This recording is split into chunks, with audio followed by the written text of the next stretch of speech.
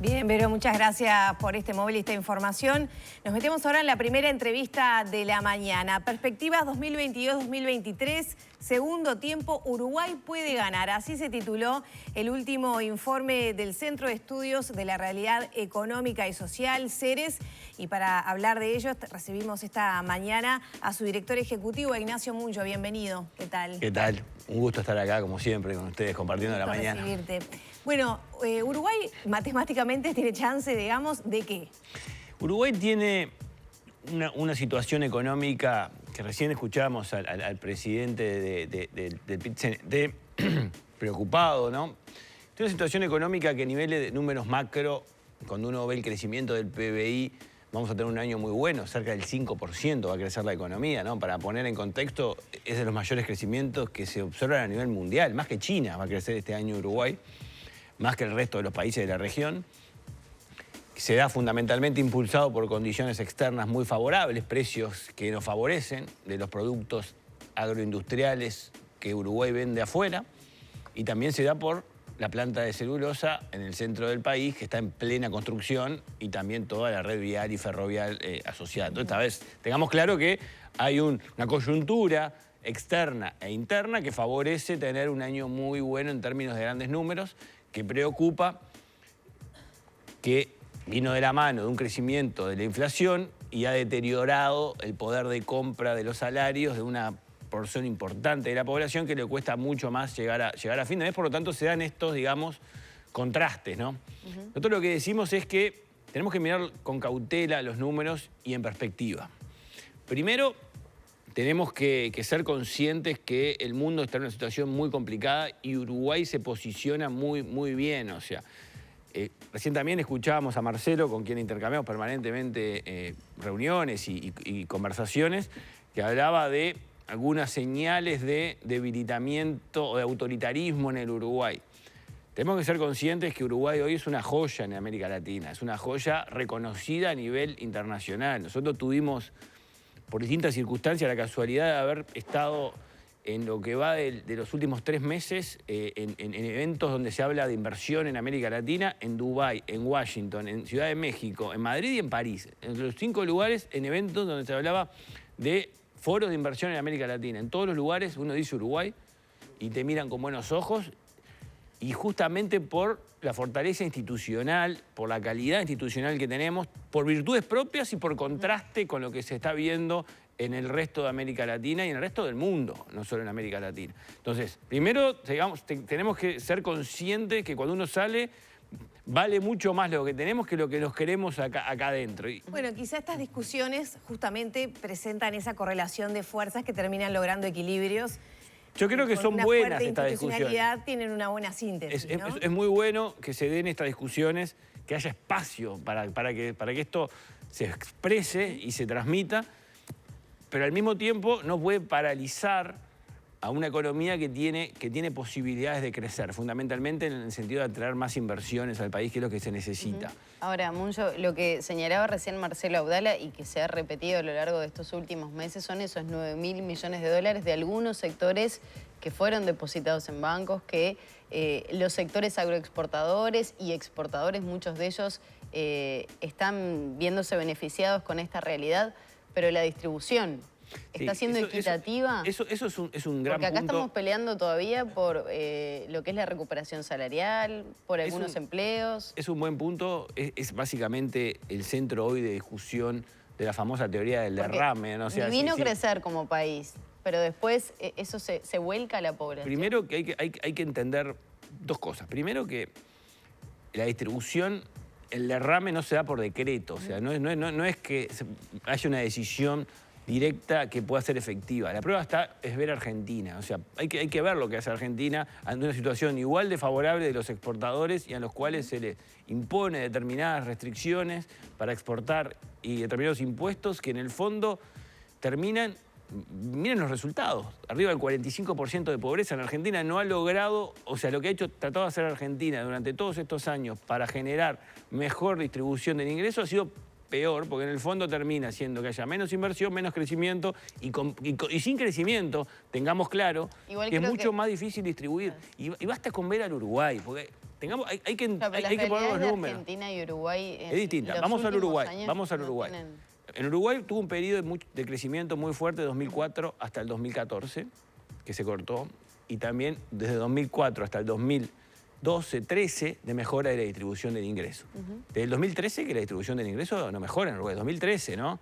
O sea, no es que desde que asumió este gobierno, desde 2013, desde que el crecimiento económico se frenó en el Uruguay. Entonces hay que entender que no es solo voluntarismo esto, sino hay que dejar crecer a la economía para así después hacer buenas políticas sociales para poder distribuir. Pero sin crecer es mucho más complicado. No se puede frenar el crecimiento, frenar la inversión, porque la inversión no se concreta. Y Y para si no se crecer, concreta... ¿qué se precisa?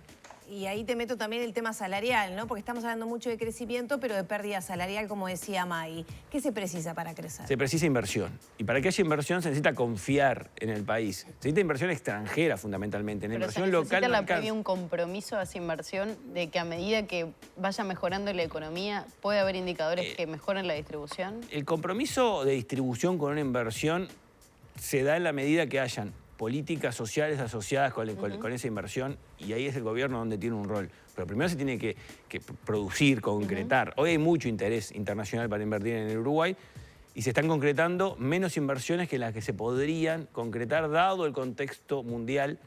La guerra de Ucrania, por ejemplo, ha sido un factor tremendamente complicado y negativo desde el punto de vista humanitario, eso nadie lo puede dudar, pero desde el punto de vista económico, digamos, desde el punto de vista frío económico para los intereses puramente comerciales de América Latina, ha sido bueno. Y va a ser bueno durante 20 años. Esto no lo digo yo, nos dicen analistas, inversores europeos que ven que se les acabó la seguridad alimenticia, se les acabó la seguridad energética y que ven en América Latina un socio natural, histórico, cultural, para poder tener una relación mucho más fluida que había estado olvidada durante años. En esa relación, Brasil obviamente es el grande, Argentina tiene una capacidad mucho más grande que nosotros, pero Uruguay tiene algo que no tiene ni Argentina ni Brasil, una seguridad jurídica y calidad institucional. Por lo tanto, nos miran a Uruguay como una puerta de entrada para lograr seguridad energética y seguridad alimenticia en toda Europa.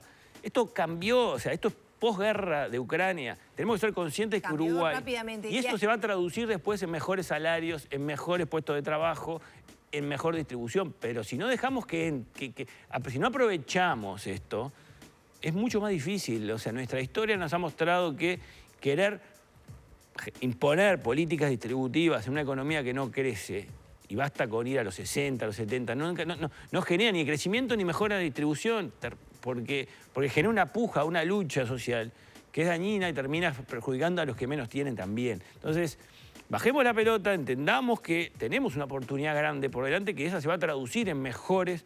El derrame va a llegar, hay que dejarlo llegar, tampoco se puede hacer automático. Cuando uno dice el sector exportador industrial está vendiendo y no se ve por ningún lado.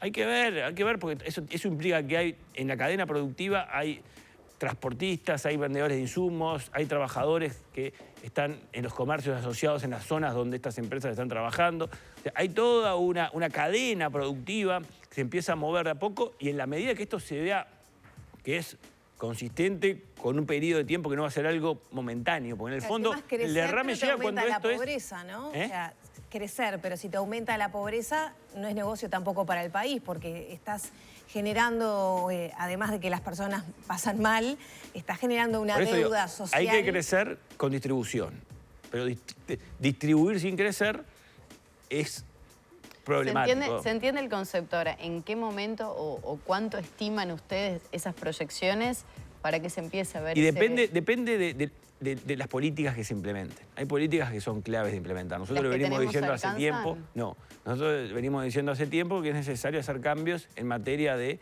políticas sociales asociadas al mercado de trabajo. Es clave implementar una especie de subsidio a la formación y al mismo tiempo a la reinserción laboral. ¿Y lo que está haciendo el Ministerio de Trabajo no alcanza? Va en buena línea, pero no es suficiente. Me refiero a, por ejemplo, los incentivos a tomar gente que esté en seguro, a personas mayores de tal edad. Hay que hacer más. Nosotros lo venimos diciendo que hay que hacer más, hay que repensar un poco la malla de protección social y de apoyo social que tiene el país ante una realidad que es el mercado de trabajo, que va a generar desafíos permanentes. Y más allá de que se crezca, va a haber siempre, por los próximos años, un tema de que ese crecimiento no va a generar puestos de trabajo similares a los que se van desapareciendo por la tecnología. Eso va a estar, no nos podemos nublar, y esto lo venimos diciendo también hace tiempo nosotros, cuando empiezan a mejorar los indicadores, que cae el desempleo, como hemos visto en los últimos meses, o que mejora el empleo, decimos cuidado, porque subyacentemente hay un tema de vulnerabilidad laboral muy fuerte en el Uruguay, lo tenemos medido, lo tenemos analizado, que hay que atender con políticas sociales. Estamos hablando de que, medido por nosotros, por lo menos 520.000 personas hoy en Uruguay tienen un alto grado de vulnerabilidad laboral, que muchas veces están empleadas hoy, pero que le va a costar cambiar de empleo en la medida que el empleo que hoy tienen puede ser con vigencia corta por el tipo de tareas que se realizan. Entonces, ahí la capacitación es fundamental. Eso va a seguir estando, y ahí es donde nosotros insistimos que implica mejorar el sistema actual de ayuda y de apoyo en políticas sociales, que se tiene que adaptar. Nosotros decimos, y esto no necesariamente es gastar más, es gastar diferente y es revisar lo que ya está en Uruguay. Reformar INEFOP, por ejemplo. Reformar INEFOP, analizar el seguro de desempleo, con cambios, meterlos dentro de un programa más amplio de reinserción y reinvención laboral. Por ese lado, creemos que es indispensable para los próximos años que lo que ustedes decían, que este derrame llegue y se traduzca en mejor calidad de vida de la población, más allá de un crecimiento del PBI del 5%. Ahí la conjunción empresas privadas con el Estado juegan un rol fundamental. Es fundamental porque... Digo porque las cámaras se integran y sí, también. Es fundamental aprovechar ese instrumento, aprovecharlo mejor y no que se den cursos, como hemos visto en el pasado, que se hacen TICs, de que se capacitaron 20.000 personas, pero en el fondo fue una charla que poco va a cambiar las perspectivas laborales. Es en serio esto, o sea, realmente se necesita... Es una herramienta muy buena que no está bien utilizada. Hay que utilizarla mucho mejor y cada vez mejor, porque cada vez va a ser más desafiante en el futuro.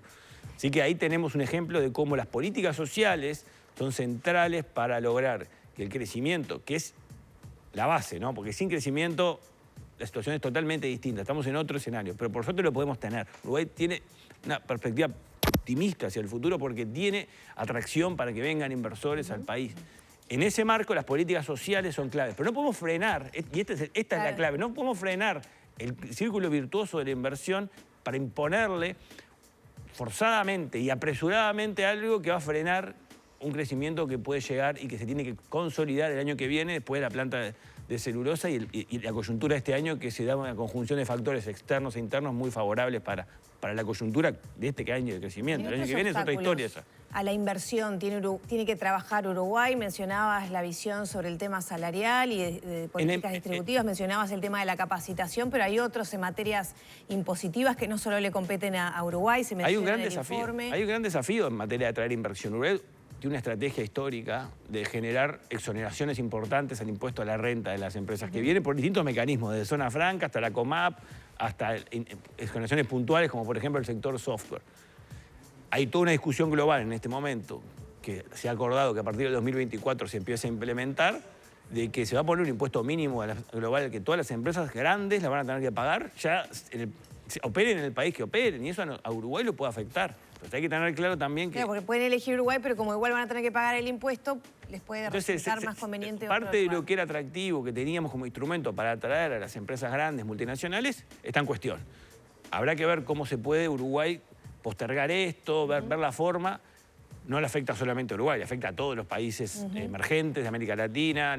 Hemos hablado con distintos países y están en la misma situación.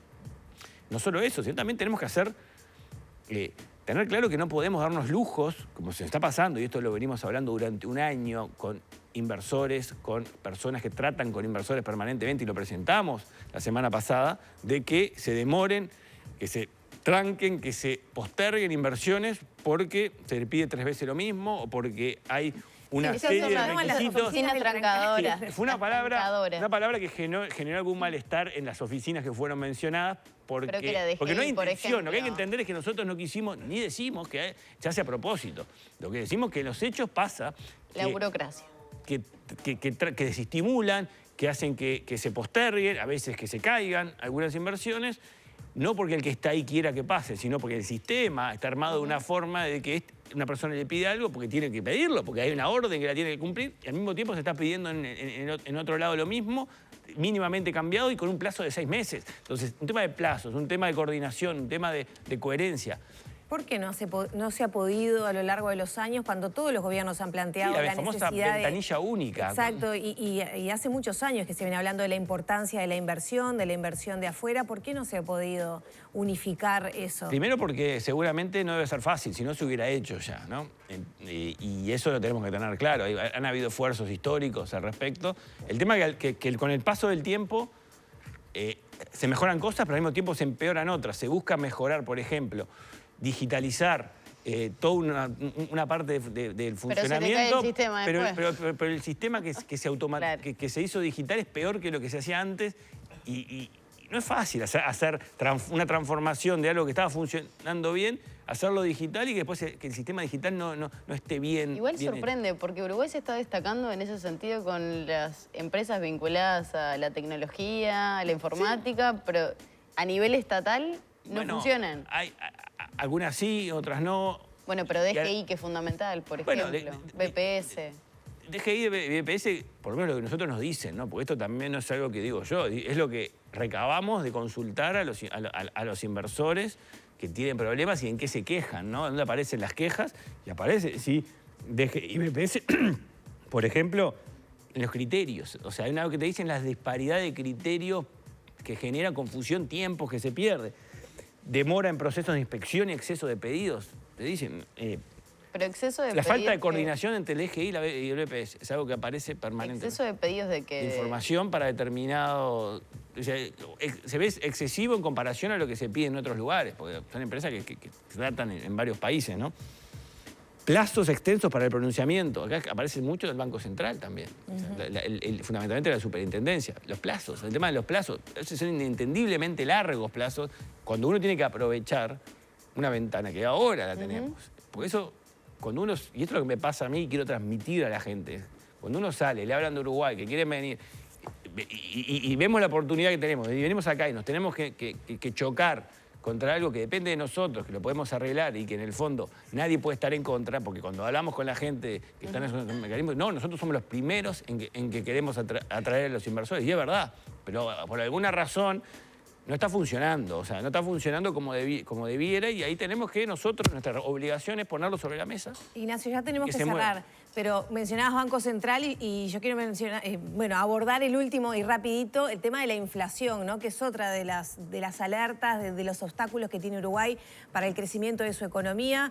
Bueno, ¿qué análisis se hizo y qué proyección? La inflación preocupa mucho fundamentalmente porque se ha dado un impulso importante en los alimentos y lo que es la canasta de consumo más básica, en la cual gasta la mayor parte de sus ingresos las personas con bajos recursos. Por lo tanto, no hay que mirarlo solo hoy como un problema macro, sino como un problema social que ha generado este rebrote inflacionario que hemos como consecuencia de lo que está pasando a nivel global. No está pasando en todo el mundo, no es que...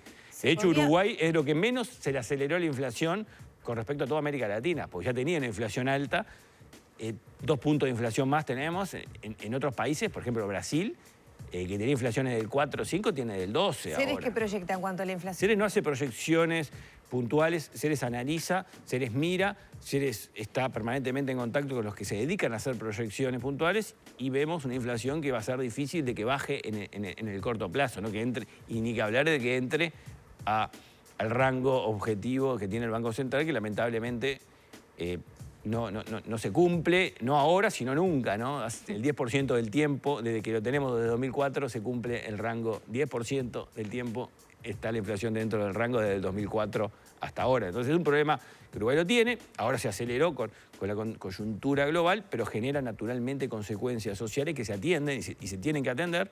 Por algo se está planteando en la discusión ahora de la ley de presupuesto dar las medidas especiales en algunos sectores de ingresos más bajos para que puedan tener... lo puedan llegar a fin de mes, digamos. Ya, sí o no. ¿Le va a dar el tiempo en este periodo de gobierno a las actuales autoridades para meter algún gol en esta que ustedes mencionan? Bueno, el arco está ahí, la pelota está, porque las reformas que se necesitan, como por ejemplo la de la Seguridad Social, están comprometidas, están en los programas, el presidente dijo que lo va a enviar al Parlamento, se ha trabajado. Y hay que pegar el penal y meterla adentro. Muchas gracias. Cerramos por aquí entonces la entrevista con Ignacio Mullos, director ejecutivo de Ceres. Son las 9 de la mañana, 23 minutos.